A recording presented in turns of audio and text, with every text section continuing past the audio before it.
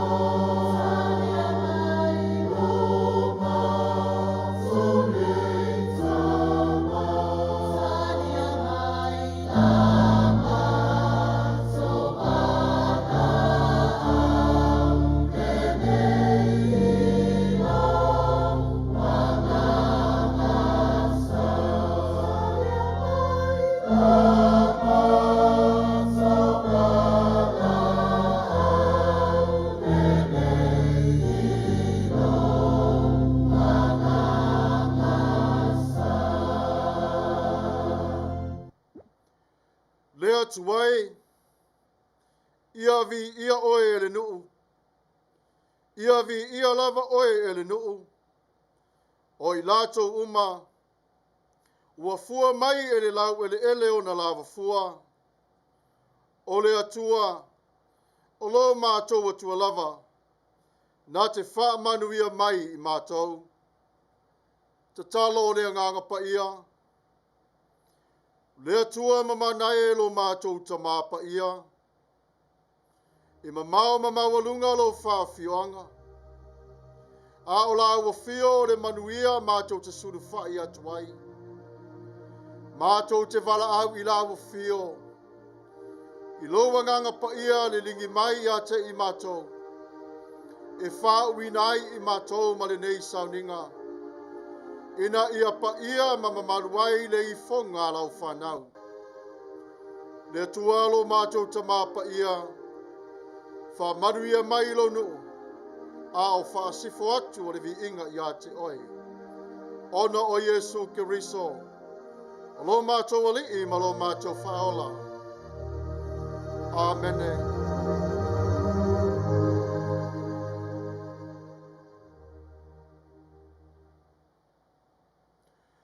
Tatou vivi atu I le atua I le pese ua Sauniga.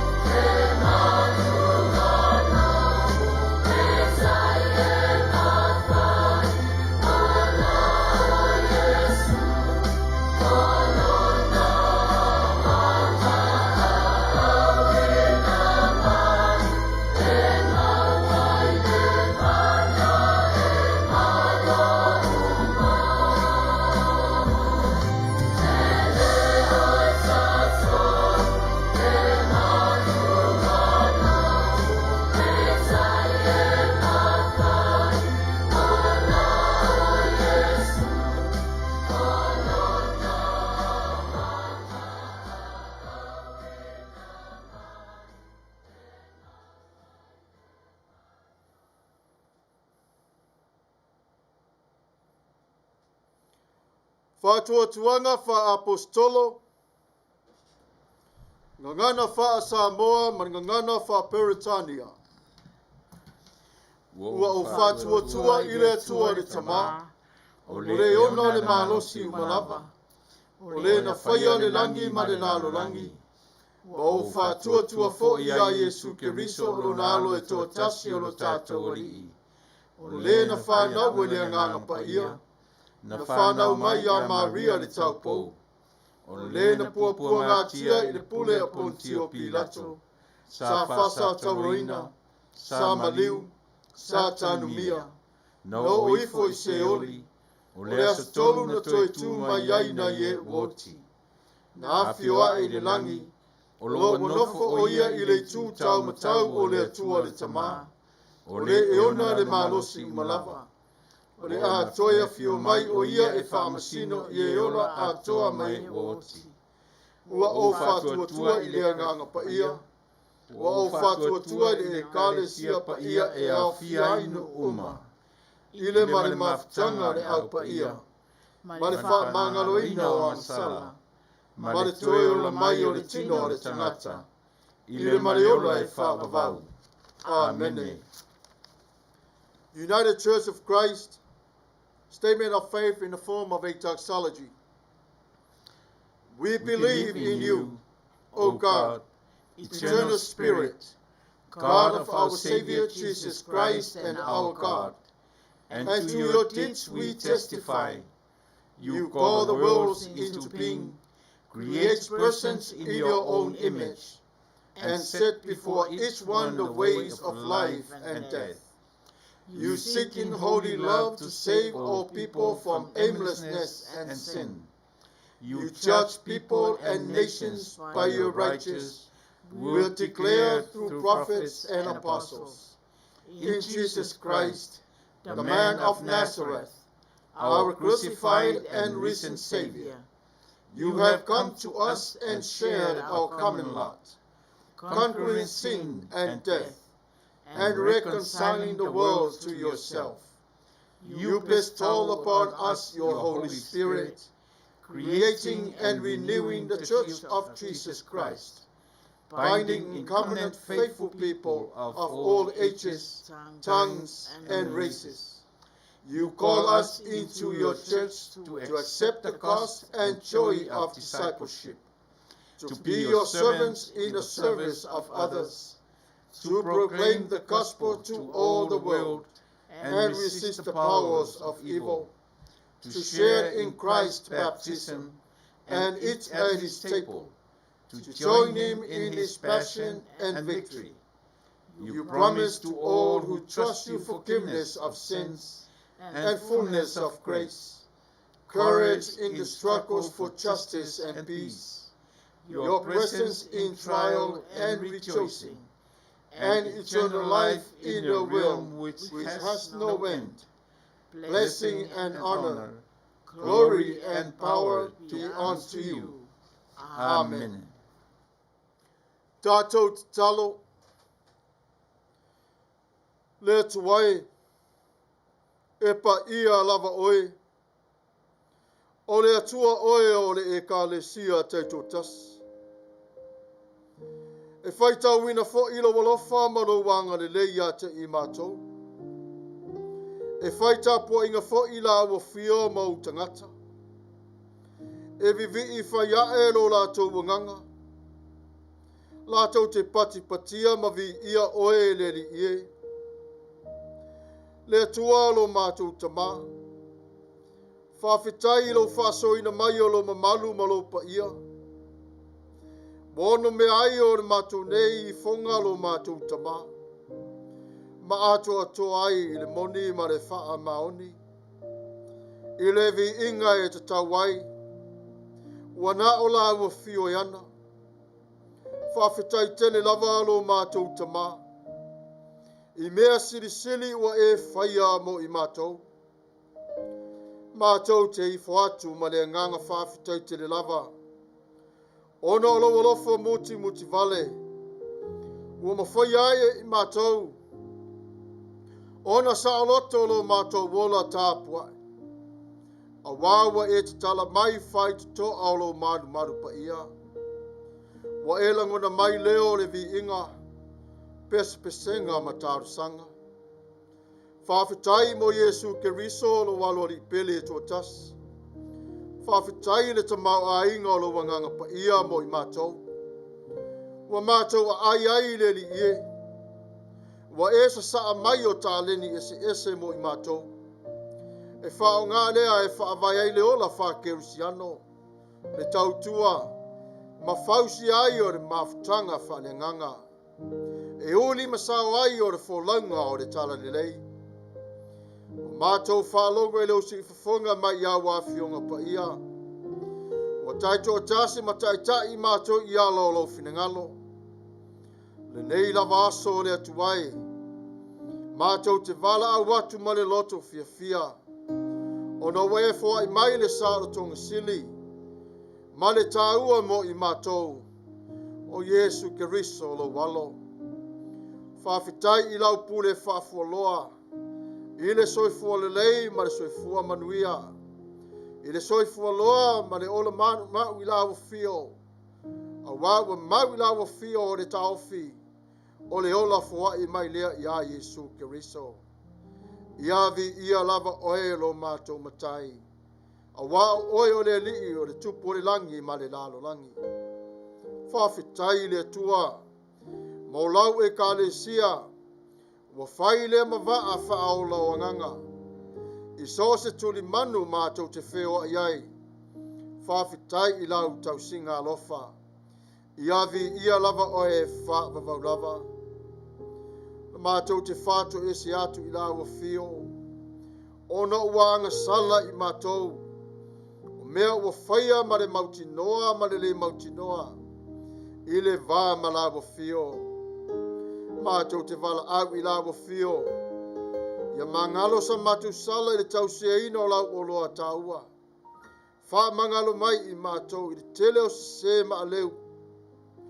Alofangia lo mātou nei vai le li ie. Alofangia I mātou I le suafa o Yesu Keriso. O lo mātou whatamala le tau seina le li ie. O le ola wha atuatua le wha paie ma le wha tala le. I le maua le toa fi le mu ma le onsai. O le vaivainga lea I lo mātou nei loto. Le atua lo mātou tama. Mātou te vala au I la fio. Pupula o mātou mata. Whalongo o mātou talinga. Tau te tala o mātou ngutu. O mātou lima mawai le li ie. Whaamole mole whaamamama whaamangalo mai I ate I mātou. Whaamangalo I mātou le ola atu toa. Le atua lo mātou tamapa ia. Mātou te tali tonu wa lava matatoe le toto Yesu Keriso. Le tongi ola le li ie na fio mai I lo finangalo. Le nei wa mawai e mātou. Le whaao la tanga atu toa I ate oe. Le atua lo mātou tama. Ono o le ang sala le atua. A vea lea mawaisu o malia I ate I mātou I taimi. Ai mātou te whatua tua pe lava I labo fio. Me a mātou na vala au watu e whaamangaro mai. O te alofa ma e whaamangaro mai a te I mātou. O se ma whaare tonu lo mātou tama. Whaamore mole whaata whea. E no o le aina. O a mātou mana onga le li ie. Fua I mai I mātou le file mu. E tali ai o le upu le li ia o le ni yaso. O tai au ma le lumanai. Fua I mai a te I mātou. Leanga vaa o la fio. Ina ia mawhaia I mātou o na sa ili pēr I le loloto o lo finangalo. Fua I mai a te I mātou le poto.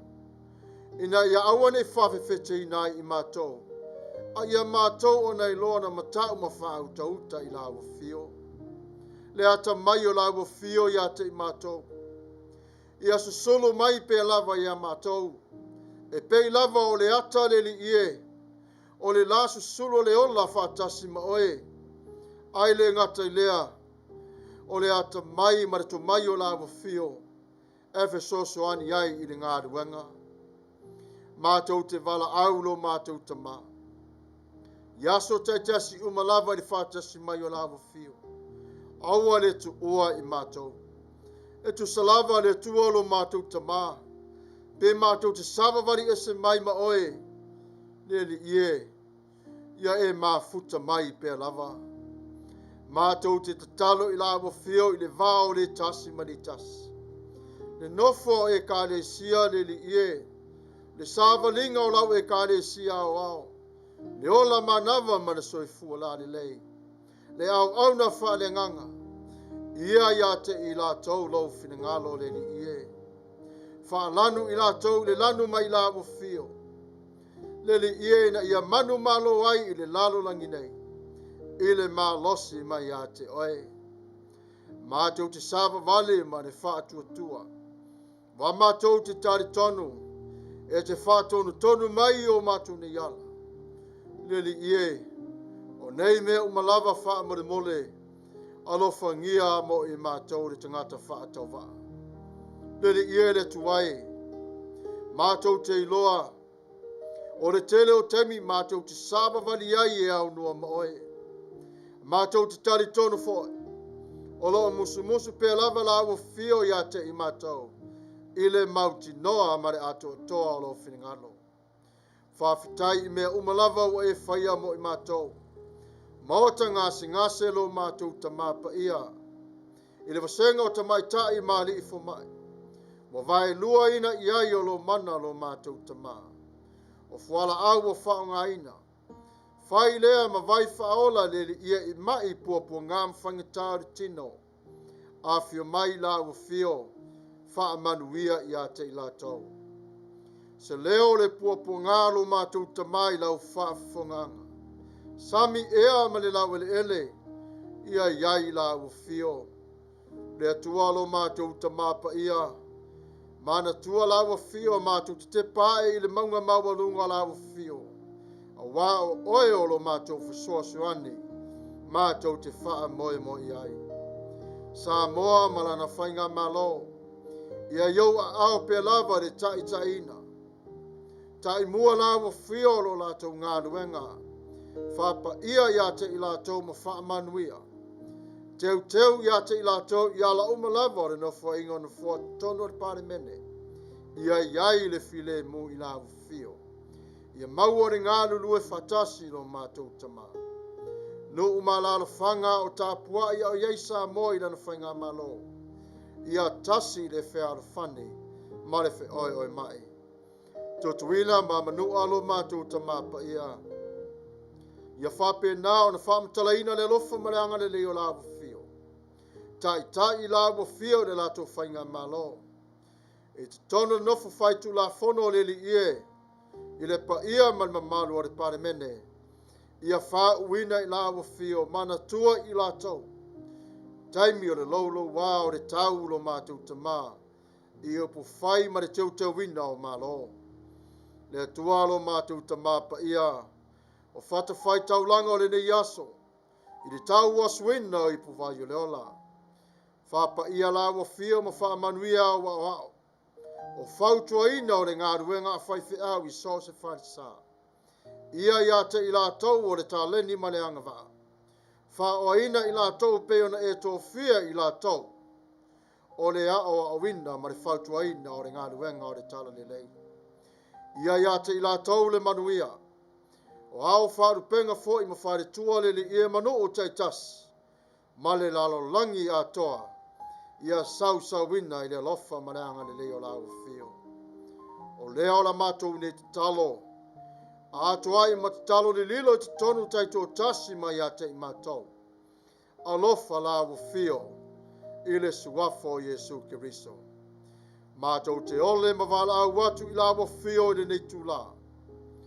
Ona o Jesu Keriso. Lo mātou wali i. Malo mātou whaola. Amene.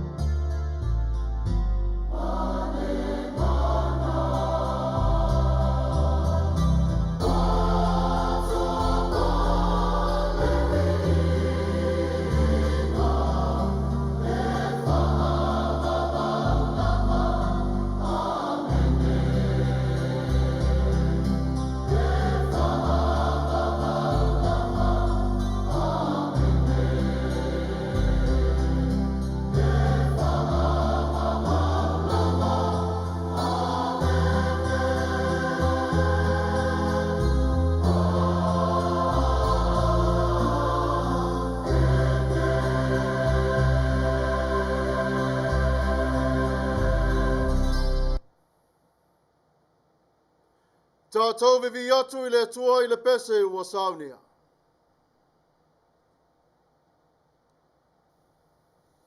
Ina Saunia tuia le whawhetai mawhamanu I le alo whamai Omaia ina punono I le na Paia I Tatou Maifo Tuai Omea umaona ua Saunia mailunga ilona malofo Omea ia iroai olona lava lofama o Tusi ai Tatou Leneia usitaia, nei tuku mai se whawaiwai, iai Tatou umane. Ia whawhetai mawhamanu, ilana ule filemu, ua mauai mea lelei.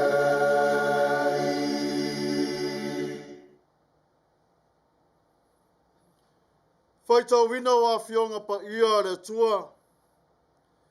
Ngangana fa Peritania. Malingangana fa Samoa. Reading of God's word in English dialect and Samoan dialect. Our Bible reading for today will come to us from the New Revised Standard Version. New Testament, the book of Romans, chapter 16, verses 1 to 16. From the New Testament, the book of Romans, chapter 16, we will be responsibly reading from verse 1 to verse 16. Let us hear the word of God.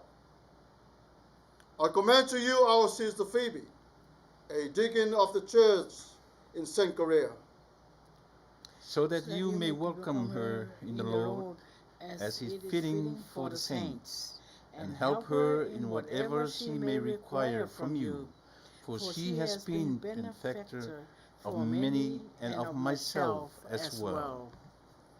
Greet Priscilla and Aquila, who work with me in Christ Jesus, who risked their necks for my life, to whom not only I give thanks, but also all the churches of the Gentiles. Greet also the church in their house. Greet my beloved Epentus, and whose first convert in Asia for Christ. Greet Mary, who has worked very hard among you. Greet Acharentus and Junia, my relatives who were prisoned with me. They are prominent among the apostles, and they were in Christ before I was. Greet Ampliatus, my beloved in the Lord. Greet Urbanus, our co-worker in Christ, and my beloved Stachys. Greet Apelles, who is approved in Christ.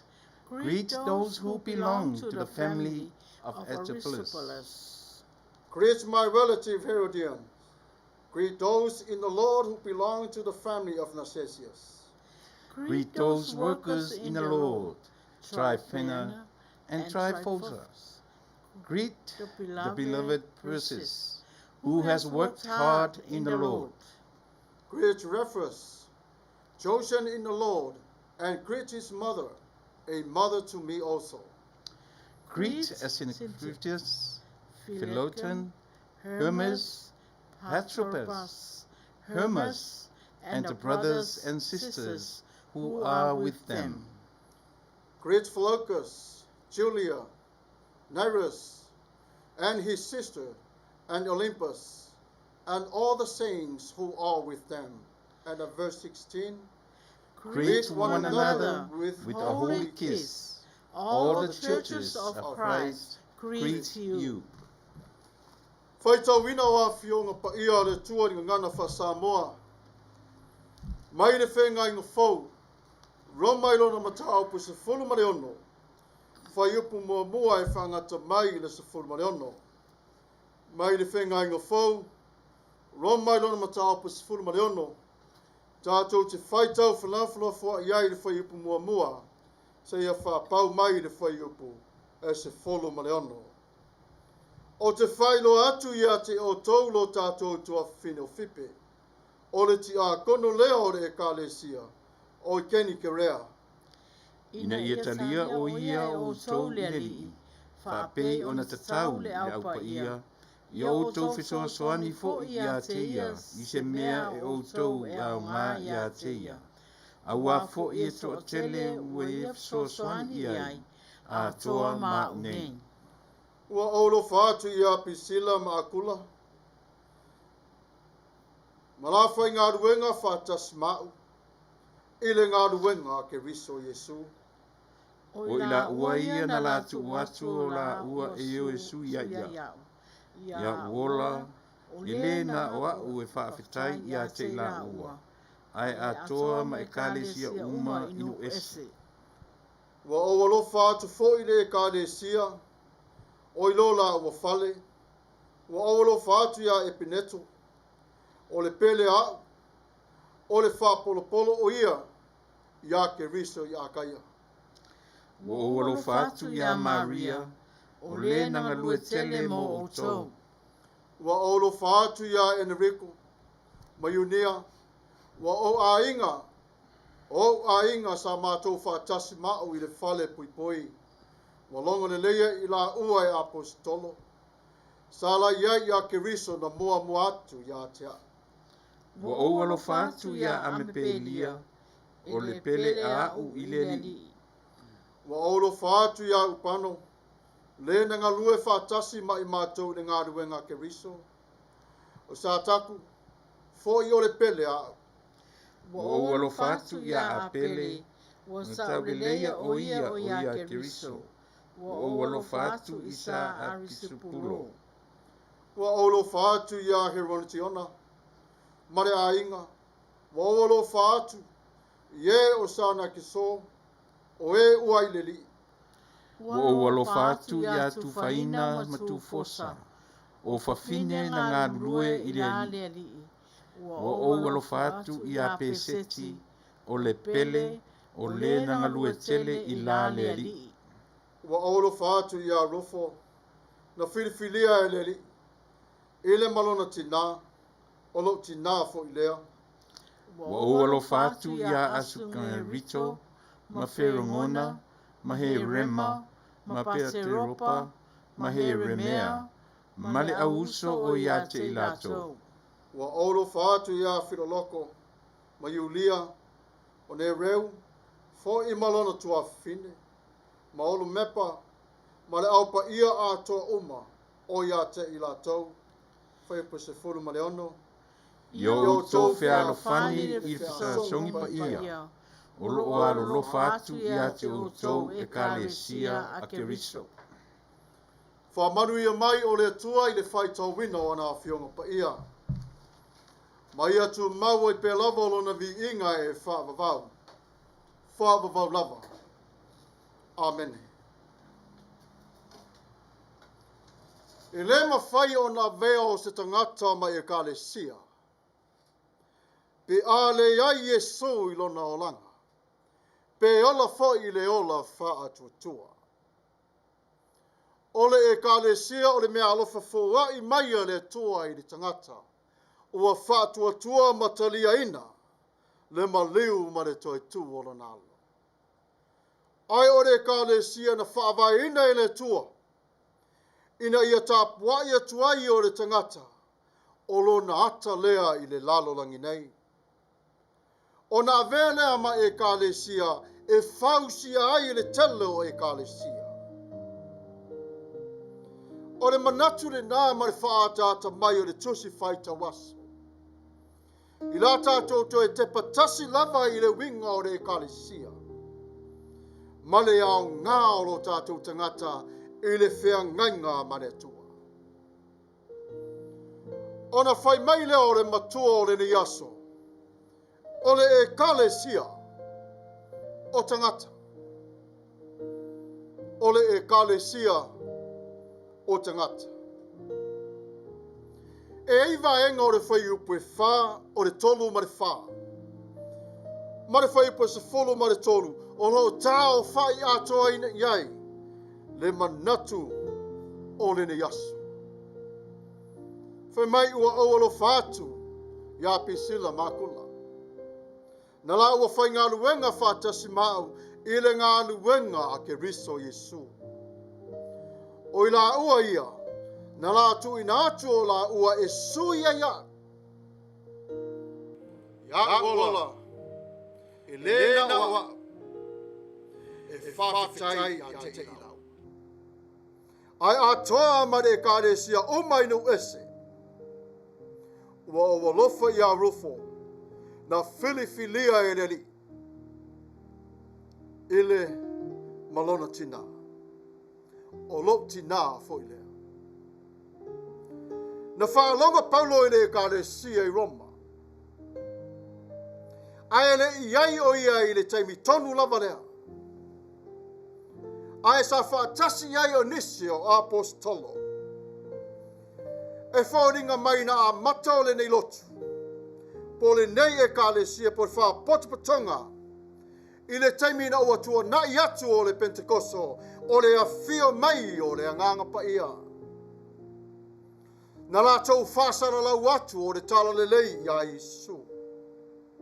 Na la tau tau atu foi le matango fia o le Atua. I le ai o Roma. Ma ua whaatupala i ai le Tapua'i o le Ekalesia.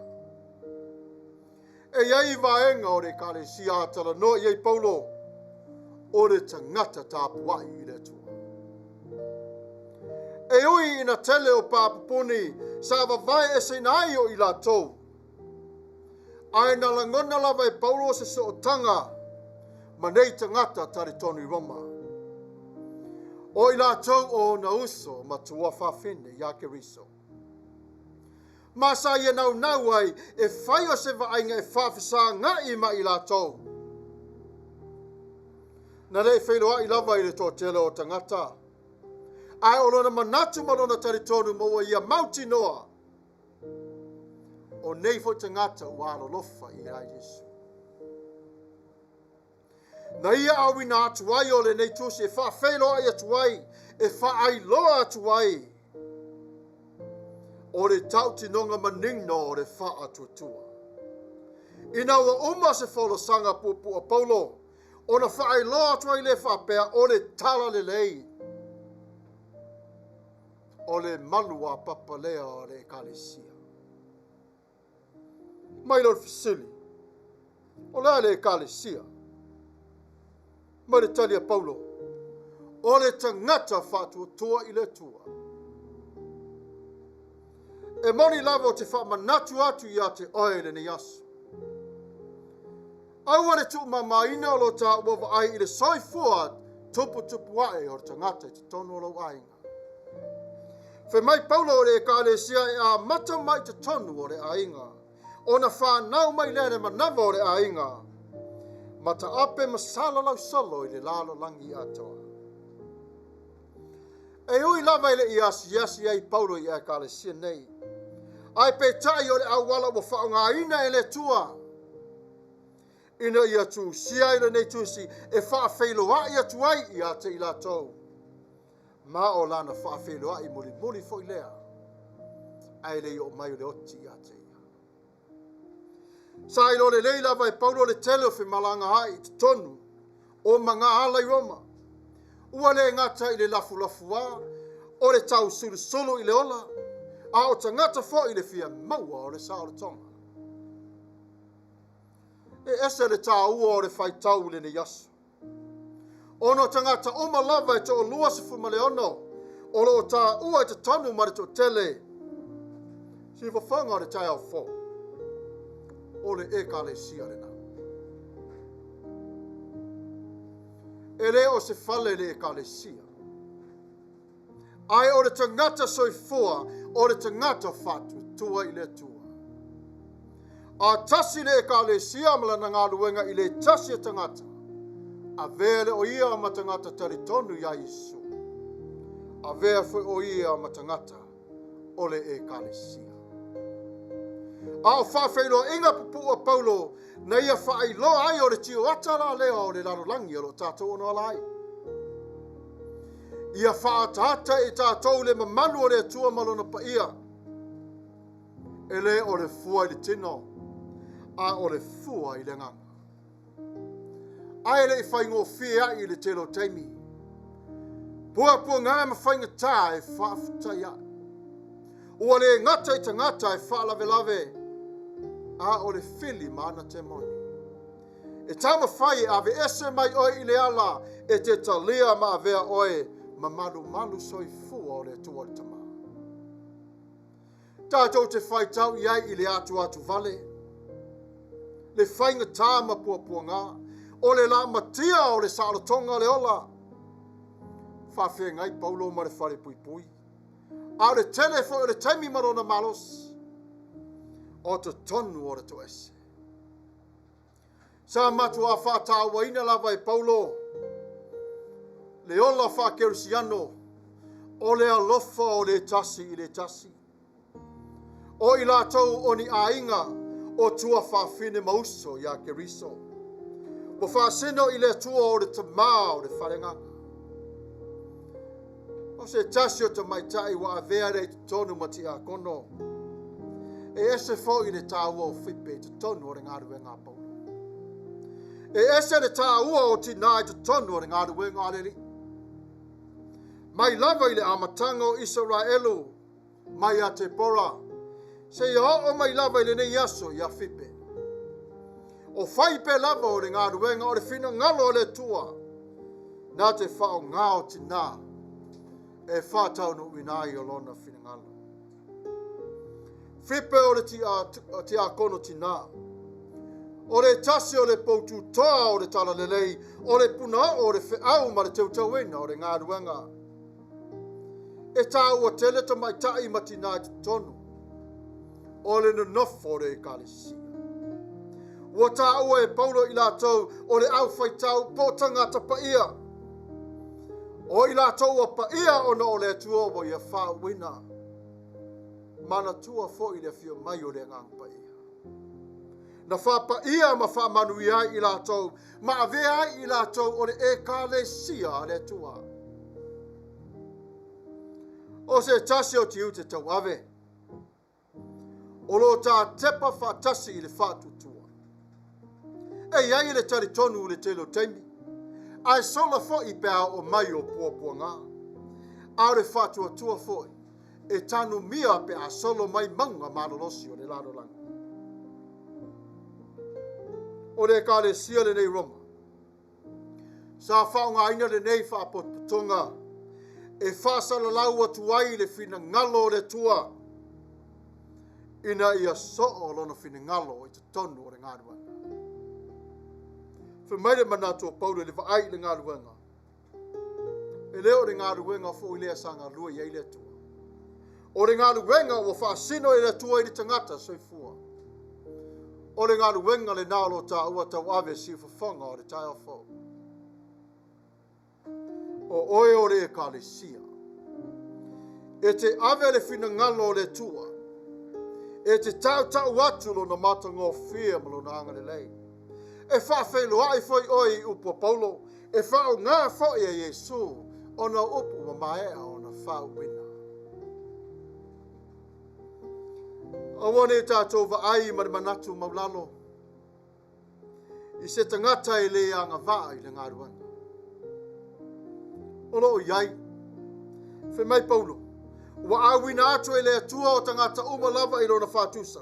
E whaalo ma lango sua le tasi. E pei o na tā ua whe mai Manatua le whala e au i le toa tele o i lato. E ese le au ngā o le whautuanga Paulo i le ni asu. O le maru pa ia o le atua, o le ngā luenga e whaia i lima o le atua, Manatua fo i Jerusalema. sa iai le whare Tapua'i. Sa iai Israelu i asa uma e tatalo i le tua, ina ia ufi i la tau i le nganga o le tua. Ma mai a foi le, o na toi alu lea o le nganga. A waso nei, ua fio mai le nganga pa i o le tua, ua whaala e au ma wha ofu ai i ta ua, i le atuanga o le moni ma le whangaone. Le afe mai a e tatalo atu i le tua, e tali mai e le tua i a te oe, o na ua tu ina atu e le tua i a te oe, o lona pa ia ma lona mamalu.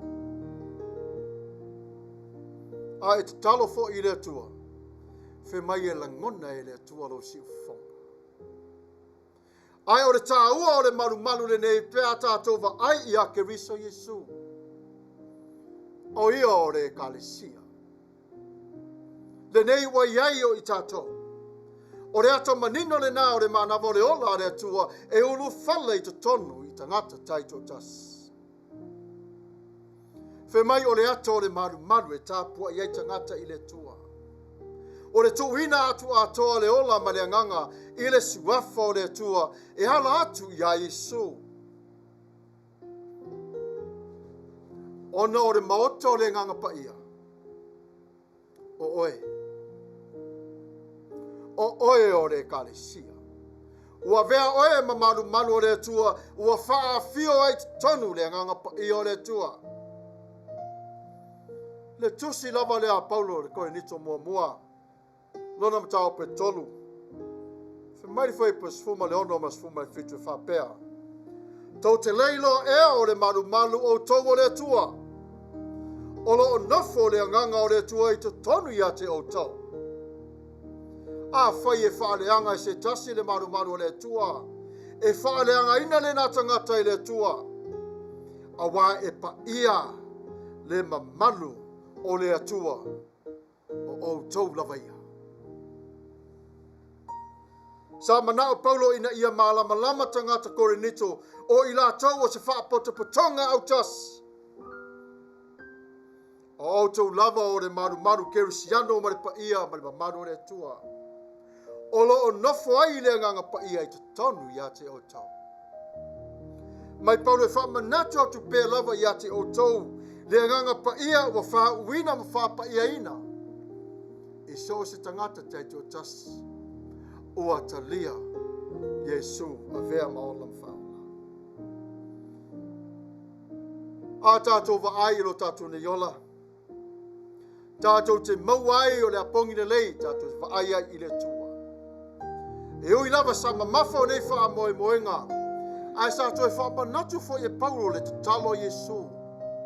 Na ia wha pe ai te tono le tusi. Ina wa te talo Yesu li anes fumat fitu. Fai pe los fulu ma le losu tasi wha pea. E le wha apito la te talo mo i latou nei. A o i latou foi e wha tua mai i a te au. Ona o la latou upu. O lo fita lai Yesu i a te oe. Ina ia taito o tasi i latou uma. Wha pei o oe le to ma o te tonu i a te au. O au foi te tonu i a te oe. Ina ia tai tasi i latou i te tonu i a te i tā ua. Ina ia tali tonu le larolangi. Ua e au ina Maia. Se tala fia le nā mo i tātou. I le tā ua o le ola whatau waa o le tangata. Ai whao ngā ina e le tua. E mamoli ai lona whinangana. A alu le aso e tātele i maua se upu tāte tāo fia. Fe mai le tala le tasi Faasifo. Ua mai mau le aso. Ua sola le lae le toe fu i mai. E pei o le manatu le nā Paulo i le wha amano si au i te tonu i le ola wha kerisiano. Pei o na ia wha peane. Mana tua fo i la tau ne le lua si fuma le ono. Sa au tā ua i te tonu o la Tusi. O i la tau na. O maru pa ia o le tua. Talia i la tau ma whaafea i la tau i le file mu. Ua vea oe ma Ekalesia si wafonga o le tai au fau. O le mamalu ala o le tua ma le pa ia whaatafa whao le langi. ua ia te oe. Vi ia le tua i lona alofa, ma lona anga lelei. O upu whai ua wha uina i oe, ua tau wina oe le tua. Na musu le tua i le whatanga whaialo wha oratanga. Whamai le tua o te sa atu ia te oe o le alofa, i le are wha mutinoina. Whamai na mua alofa le tua i le tangata. Ai le i mua le tangata i le tua. O oe o le Tusi Paia, o oe o le tangata o le Lotu o le Savali, o oe o le Ekalesia e te avatu o le finangalo o le tua, a le whaiva fo o le ola, wai o lima si wawhanga o le tai fo. Samuelu le atunu upele,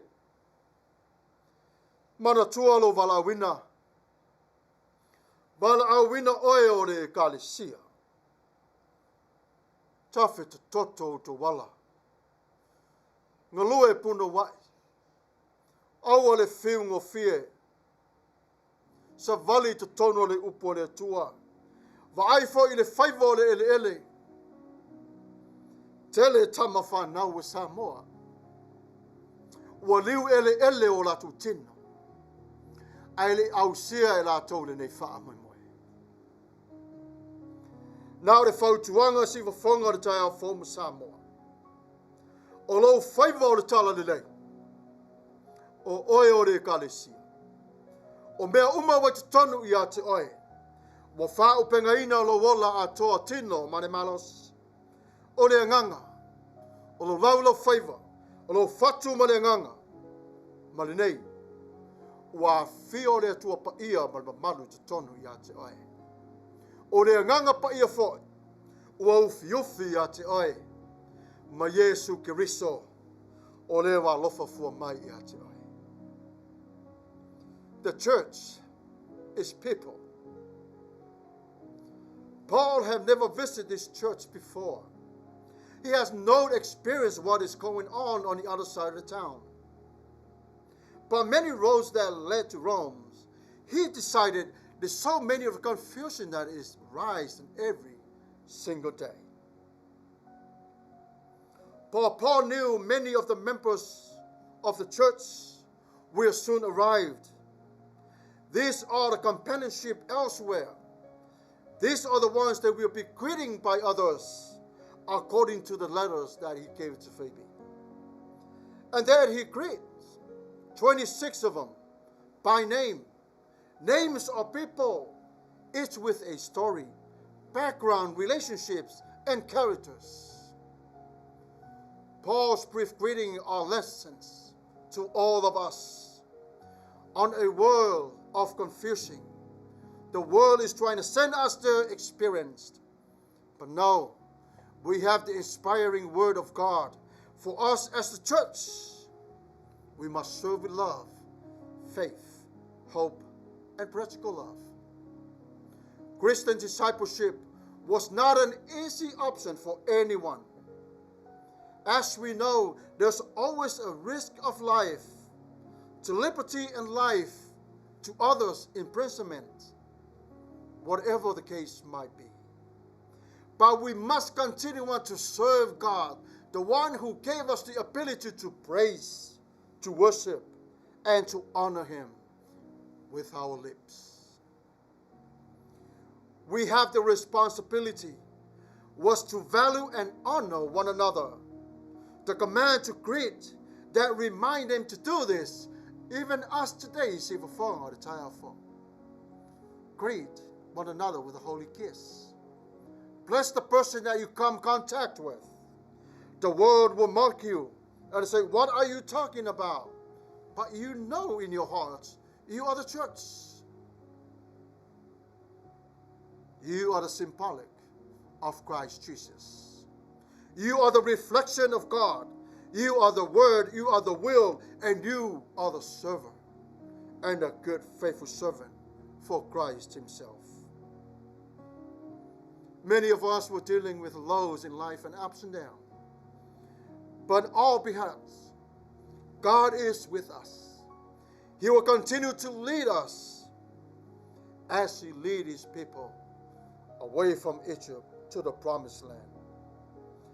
You are the church. You are the dwelling place of the Most High God. All has been given to you, Sivafongo the Tayafo and Samoa, the Father, the Son, and the Holy Spirit, all in one, all for you. Your life is complete. Continue on to go forward, serve with love, understanding, passion. Sometimes you will share tears, but God Himself is your mighty help. He will help you along the way. So the conclusions for us today. Remember, Sivafongo the Tayafo, you have known God for so long. Even God knows who you are. Your worship, wherever you serve, God gives you praise. And the praise is the blessings, and the praise is the giving you the more power to do so. Don't forget to pray for others. Don't forget to serve others in their need. The world is not even come close to you with the goodness and love. They hated you. Be on guard, because God Himself went through it. According to Jesus, tribulation will come, but God continues to help you. You are the church. Church, serve, praise, and worship. Now, service is over, and the mission has begun. In Jesus' mighty name, amen. May God Himself, the God of peace, sanctify you through and through. May your whole body, soul, and spirit be kept blameless at the coming of our Lord Jesus Christ. The one who calls you, Sivafongo the Tayafo, is faithful, and He will do it. May God be with you. In Jesus' mighty name. Amen.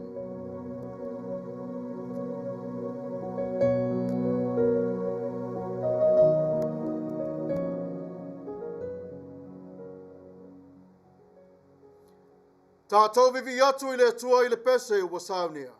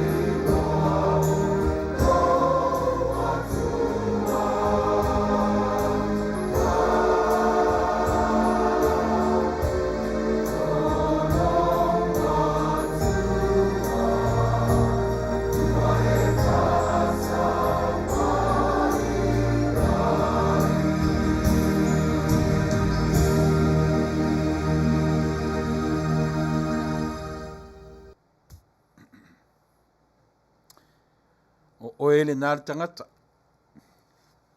Le ingoa o le pese sa fa umatuai le tāpenanga mātangu fio le nei aso.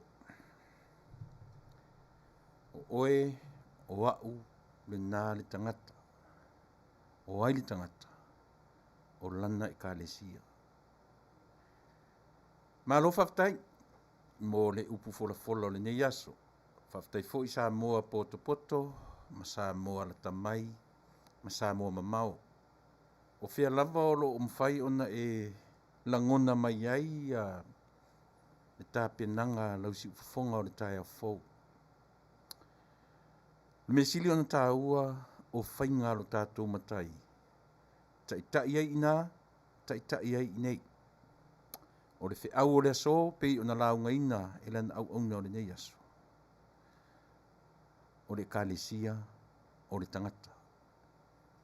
A whisili, o ai la o e mau le tangata. O le ale tātou mea o whai ilo tātou atua. Ia, e le tangata lana tali. Whaftai tele lau sunga i le li whai au, Pastor Samuelu, mo le tāpenanga o le nei aso. Lango nei tino matangi le lei, te linga e fia whaalongo maunga o sala whai. E tupu mai Nasareta lea, le nuu iti, e a fuatu le potu whaatau waa ma le tā whawhai titi nei. O se upu e whawhangai nai, lo tātou atu nuu ta ape. O le wha moe, o le mission ma le vision. A le siu whafonga le tai au fau. Mo i lātou, e le o maua se avanoa. I malu o le atua. Ia i lātou o whea ngai ma ngā ruenga. Ia i lātou o whea ngai ma ngase. Ia i lātou o i tonu o whale pui. Le winga le nā o le tautua o le mission le nā le unanga ma le Ekalesia le nei e le siu whafonga o le tai au fau. Whai mei upo le atunu. E le o le fale. A o le ano fale. O e le nā le tangata, o au nei le tangata, o ai tātou, o tātou o le Ekalesia. E le o le fale, a o le ana fale. E le o le fale sā, a o le tangata e whaongaina le malu. Na whapewhea o na maua le malu. Ina ua mai whaatasi tangata. Whealo fani, a lofa le tasi i le tasi, whealo lofai. Ai leo le fetui pātua'i. Leo le tui e lesi o le pātua o lesi. Au le alo lofa. Leisi. O ele nā le tangata. Whaftai Pastor Samuelu. Mo le fe au tāua o le nei aso. Tau ia, ina ia. Anga le leile atua i Lotu soifua au so mātou wola. Whaonga inai le fe au wa uma o na tu ina mai ai alau whaafonga anga. E tapena i lo soifua a o so mātou wola. A nga i atu i le whea ngai mwhi au mga ruenga o le nā vai aso. E le ngata la mātou whi au tau longo i le 4 walls. O le potu le nei. A o le wha moe i a lele atu i le lalolangi ma le vao stete o le nei atu nuu. I a o sia fo i mea se i o mātou wao ngā iai. Samoa, ia o tātou tau whai tuwhi tau whao mea alofa ua luluina o le nei aso. Whaftai Tele, Pastor Samuelu, talavou le soifua, o le upu wha malosi. Ba ai lau wha inga whai. Wha o ngā ina lau soifua ma leola. To anga sa ili, te talo i le atua. Ia iai se au ngā o le tamai Ekalesia nei. Ia nganga o Samoa uma. Ta ape i le lalolangi. Whamoe le nā. Mission, vision. Ali tātou tautua. Mali au nanga. Whatumo ina e le atua lautu. Fia ta pena, fia sa ili. Fia ta talo. Manuia tele o Samoa i whainga māloa Samuelua. Ia fua mai lava le motu ma le māloa tutu atasi. Se ia pai ane i whainga māloa tutu ila ma Manua. E atoa i Amerika nei Samoa e a fua mai lava le tai sama o le tui Manua. Se ia pa ia whale Alopopo. O le nofuanga e whapea ngoto i ailela. Manuia tele o Samoa. i le nā vai aso whaamanuman mai. Soifua, mai Manuia. Tātou whai u le talo. Le tualo mātou ta Paia. Wai te tala whai te toa o Lotu alo whanau. Wai e Paia le Ekalesia. Alo whangia lo lato alo whaiware le ia i le ala, pe lafu ape lau le lei. Ai ai lo malos. Whao pengaina i latou lo mātou wali ie.